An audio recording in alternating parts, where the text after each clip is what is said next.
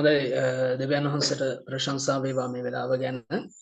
අද දවස ඔබත් එක්ක ටික වෙලාවක් වචන බෙදා ගන්න දයන්වහන්ස අවස්ථාව දීලා තියෙනවා. ඉතින් මට ලැබිලා තියෙන වෙලාව තුල මම ඔබත් එක්ක දයන්වහන්ස මගේ හදවතේ තබපු සිතුවිල්ලක් මම බෙදා ගන්න කැමතියි. මම අද දවසේ තෝරගත්තේ අපි හැමදෙනාම දේවදාසයෝ විදිහට අපි හොඳට දන්න කොටසක්.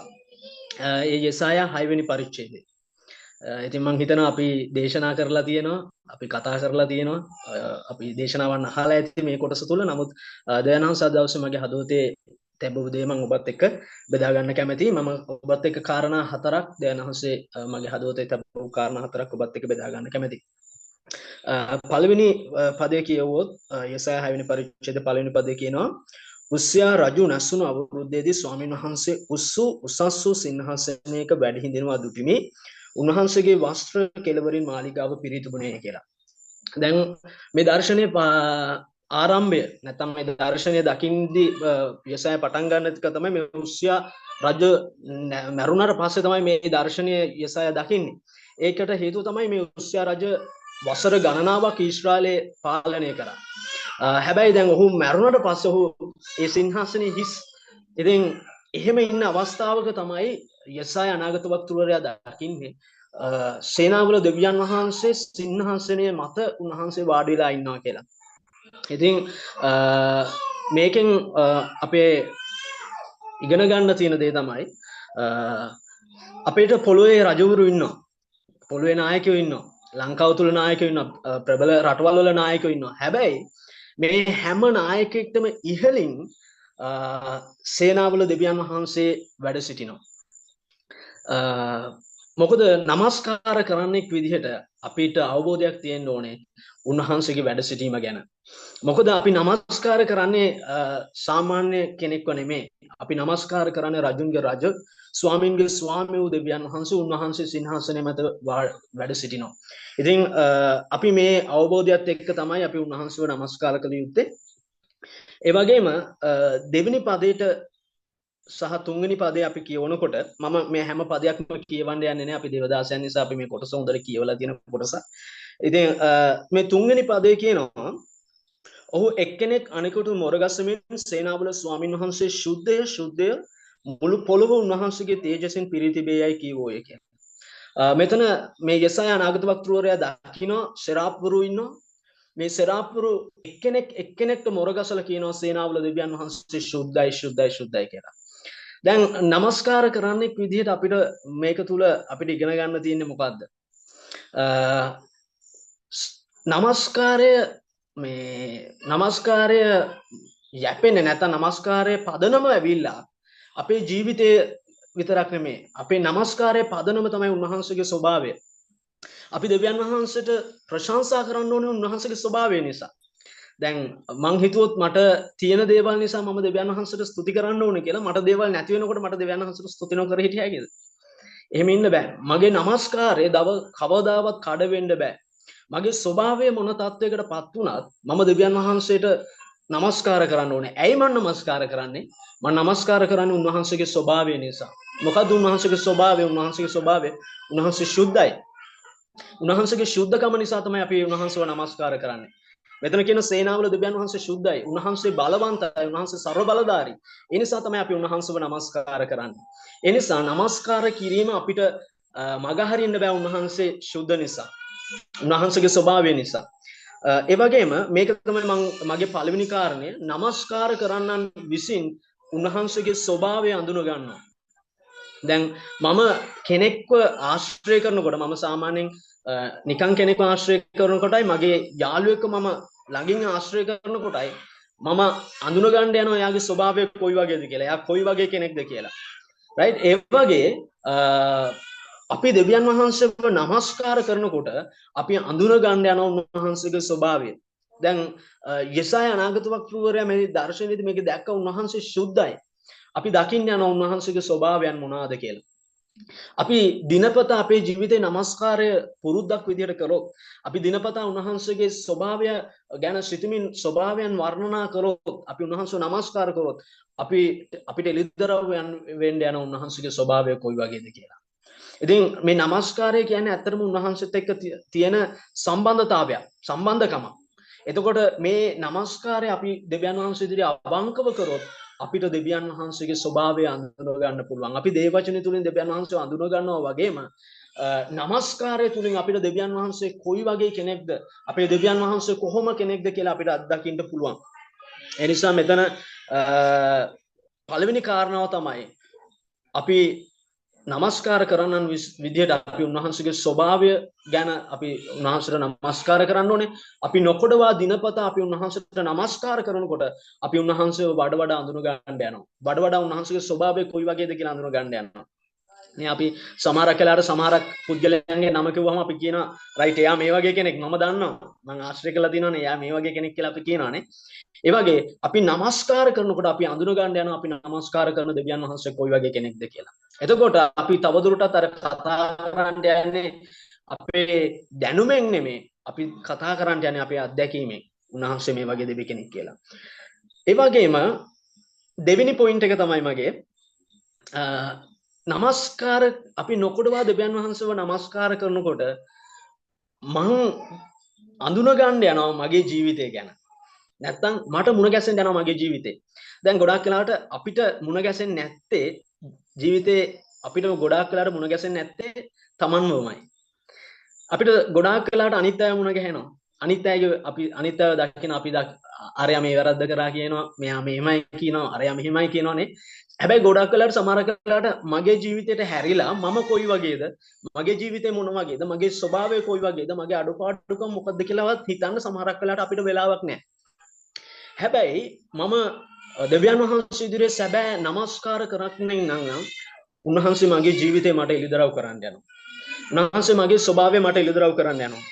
මේ පස්වෙනි පදේදී අපිට දකින්න පුළුවන් යෙසායා මේ විදිහට කියනවා පස්වෙනි පදේ එවිට මම කතා කොට අවහෝ මට දුක් වේ මක් නිසාද මට විනාශය විය කුමක්ෙන්ද අපවිත්‍ර තොල් ඇති මිනිසෙකු සිටිනා වූ අපවිත්‍ර තොල් ඇති සෙනගක් අතරේ වසන්නා වූ මම සේනාවල ස්වාමී වූ රජුරුවන් වහන්සේ මගේ ඇස් වලින් දුටුමි කීමි. මෙතන යෙසායා කියනවා යෙසායා තමන් ගැන කතා කරලා කියනවා මට අපවිත්‍ර තොල් තියෙන කෙනෙක්. මම අපවිත්‍ර තොල් ඇති මිනිසයන් අතර වාසය කරන කෙනෙක්. හැබැයි එහෙම මම සේනාවල දෙවියන් වහන්සේව මගේ ඇස් වලින් දැක්කා. හරි. එතකොට දෙවෙනි කාරණාව තමයි අපි සැබෑ ලෙස උන්වහන්සේව නමස්කාර කරනවා නම් මේ නමස්කාරයේ තුල උන්වහන්සේ මගේ ජීවිතේ මට පෙන්වනවා. නම් අපි උන්වහන්සේව සැබෑකමෙන් නමස්කාර කරනකොට උන්වහන්සේ නමස්කාර කරමින් ඉන්නකොට උන්වහන්සේගේ ස්වභාවය තුල උන්වහන්සේ මගේ ජීවිතේ අඩුපාඩුකම් පෙන්වනවා. උන්වහන්සේ මගේ ජීවිතේ දුර්වලකම් පෙන්වනවා. එහෙම තමයි උන්වහන්සේගේ ස්වභාවයට නැත්නම් උන්වහන්සේගේ චරිතයට අපේ චරිතය උන්වහන්සේ ගොඩනගන්නේ. එතකොට අපි සැබෑ ලෙසත් නොකොඩවත් උන්වහන්සේට නමස්කාර කිරීම වැදගත්. ඒකට හේතුව තමයි මගේ පළවෙනි පොයින්ට් එකේ මට දෙවියන් වහන්සේගේ ස්වභාවය අඳුන ගන්න හම්බ වෙනවා. දෙවෙනි කාරණාව දෙවියන් වහන්සේ මට මාගේ ස්වභාවය උන්වහන්සේ මට එළිදරව් කරනවා. මගේ දුර්වලකම, මගේ අඩුපාඩුකම, මගේ මට වරදින තැන, මං හදා ගන්න ඕන තැන නමස්කාර කරන්න එක්ක දෙවියන් වහන්සේ මඟ පෙන්වනවා. ඒක තමයි මගේ දෙවෙනි කාරණාව. මට කාලේ වේලාව මදි නිසා මම හිතුවා විනාඩි 10යි තියෙන්නේ. ඒ නිසා කාලේ අඩු නිසා මම මගේ දේශනාව ඉක්මනට කරන් යනවා. නැත්නම් මේක තුල අපිට කතා කරන්න ගොඩාක් දේවල් තියෙනවා. නමුත් මම මගේ ප්‍රධාන කාරණා 4 විතරක් ඔබත් එක්ක බෙදා ගන්න කැමතියි. ඒ වගේම තුන්වෙනි කාරණාව තමයි අපි නොකොඩවා සැබෑ ලෙස දෙවියන් වහන්සේට අකණ්ඩව නමස්කාර කරගෙන ඉන්නකොට අප උදෙසා දෙවියන් වහන්සේ ක්‍රියාත්මක වෙන්නේ නැහැ. සමාවෙන්න මම තුන්වෙනි කාරණාවට යන්න කලින් මට දෙවෙනි කාරණාවේ තව අමතක වෙච්ච කාරණාවක් තියෙනවා මම ඒක ඔබට කියන්නම්. මේ යෙසායා 6 වෙනි පරිච්ඡේදයේ යෙසායා දැක්ක දර්ශනයට සමානයි. එළිදරව් පොතේ 4 වෙනි පරිච්ඡේදයේ යෝහන් දකින්න දර්ශනය. ඒ 4 වෙනි පරිච්ඡේදය ඔබ කියවනකොට ඔබට ඒක දකින්න පුළුවන්. ඒ 4 වෙනි පරිච්ඡේදයේ 8 වෙනි පදේ ඉඳන් මෙහෙම කියනවා. මම ඒක කියවන්නම්. එක එකාට පියාපත් සයක් බැගින් තිබුණා වූ ඒ ජීවමාන සත්වයන් 4 දෙනා අවටද ඇතුළද ඇස් පුරාම තිබුණේය. ඔහුද සිටියා වූ සිටින්නා වූ මතු සිටින්නා වූ සර්ව පරාක්‍රම ස්වාමී දෙවියන් වහන්සේ ශුද්ධයයි රෑ දවල් නොනවති කියති. ඒ ජීවමාන සත්වයන් සිංහාසනයේ වැඩ හිඳින්නා වූ සදාකාලම ජීවත් වන්නා වූ තනන් වහන්සේට ප්‍රශංසාවද ගෞරවයද ස්තුතියද දෙන කල වැඩිමහලන් 24 දෙනාද සිංහාසනයේ වැඩ සිටින තනන් වහන්සේ ඉදිරියේ වැටි සදාකාලම ජීවත් වන්නා වූ තනන් වහන්සේට නමස්කාර කර තමුන්ගේ ඔටුනු සිංහාසනයේ ඉදිරියේ හෙලා. මෙතන මම දෙවෙනි පොයින්ට් එකේ විදිහට මම කිව්වේ දෙවියන් වහන්සේ අපේ ස්වභාවය අපිට අඳුන්වලා දෙනවා කියලා. අපි උන්වහන්සේ සැබෑ ලෙස නමස්කාර කරන්න යනකොට මට මම අර මෙතන වැඩිමහලන් 24 දෙනා තමන්ගේ ඔටුන්න බිම තියලා තමයි උන්වහන්සේට නමස්කාර කළේ. දැන් අපි උන්වහන්සේව නමස්කාර කරන්න යනකොට අපිට හැකියාවන් තියෙන්න පුළුවන්, අපිට ටැලන්ට් තියෙන්න පුළුවන්, අපි සේවයේ පරිණත වෙන්න පුළුවන් නේ, අපි උපාධි තියෙන්න පුළුවන්, අපි ඉගෙනගෙන තියෙන්න පුළුවන්, අපි අපි පට්ටම් ගහලා තියෙන්න පුළුවන්, මොනවා තිබුණත් අපි නමස්කාර කරන්න යනකොට මම නමස්කාර කරන්නේ උන්වහන්සේව. මගේ සියල්ල මම බිමින් තියලා දෙවියන් වහන්සේව නමස්කාර කරන්න ඕනේ. වැඩිමහල්ලන් 24 දෙනා තමන්ගේ ඔටුන්න බිම තියලා උන්වහන්සේව නමස්කාර කරා. ඒ නිසා මං තුල තියෙන හැමදේම රයිට් මං සමහරක් වෙලාවට ඔටුන්න කියන්නේ ගෞරවය, ඔටුන්න කියන්නේ අභිමානයක්. සමහරක් වෙලාවට මගේ ජීවිතයේ තියෙන ඔටුන්න මොකද්ද කියලා දන්නේ නැහැ. සමහරක් වෙලාවට ඒක ඉගෙනීම වෙන්න පුළුවන්. සමහරක් වෙලාවට ඒක ලස්සන වෙන්න පුළුවන්. සමහරක් වෙලාවට ඒක මගේ ටැලන්ට් ගැන වෙන්න පුළුවන්. මගේ හැකියාව ගැන වෙන්න පුළුවන්. හැබැයි මම උන්වහන්සේව නමස්කාර කරන්නට යනකොට මම ඒක බිම තියලා දෙවියන් වහන්සේව නමස්කාර කරන්න ඕනේ. ඒක තමයි සැබෑ නමස්කාර කරන්නගේ ලක්ෂණය. මේ වැඩිමහලන් 24 දෙනා තමන්ගේ ඔටුන්න බිම තියලා දෙවියන් වහන්සේව නමස්කාර කරන්න පටන් ගත්තා. රයිට්. දැන් අපි එමු අපේ තුන්වෙනි කාරණාවට. අපි සැබෑ ලෙස දෙවියන් වහන්සේ වෙලස නමස්කාර කරනකොට උන්වහන්සේ අපි වෙනුවෙන් ක්‍රියාත්මක වෙනවා. තුන්වෙනි කාරණාව 6 වෙනි පදේ කියනවා මෙහෙම. එවිට සරාපුරුන්ගෙන් එක්කෙනෙක් අඩුවෙන් පූජාසනයේ මැත්තෙන් ගත් ගිනි අඟුරක් අතින් රැගෙන මා ළඟට පියාසර කර ඇවිත් ඒක මාගේ මුඛයේ තවරා කතා කොට බාලව මේක නුඹේ තොල්වල තවරුණේය. මෙසේ නුඹේ අපරාධය පහ කරන ලද්දේය.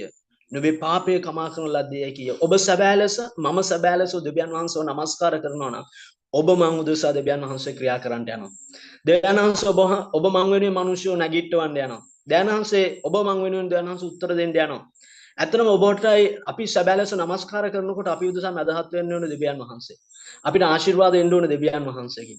අපි උදෙසා ක්‍රියා කරන්න ඕනේ දෙවියන් වහන්සේ. අපි ඔසවන්න ඕනේ දෙවියන් වහන්සේ. මිනිස්සෙක් නෙමෙයි. ආයතනයක් නෙමෙයි.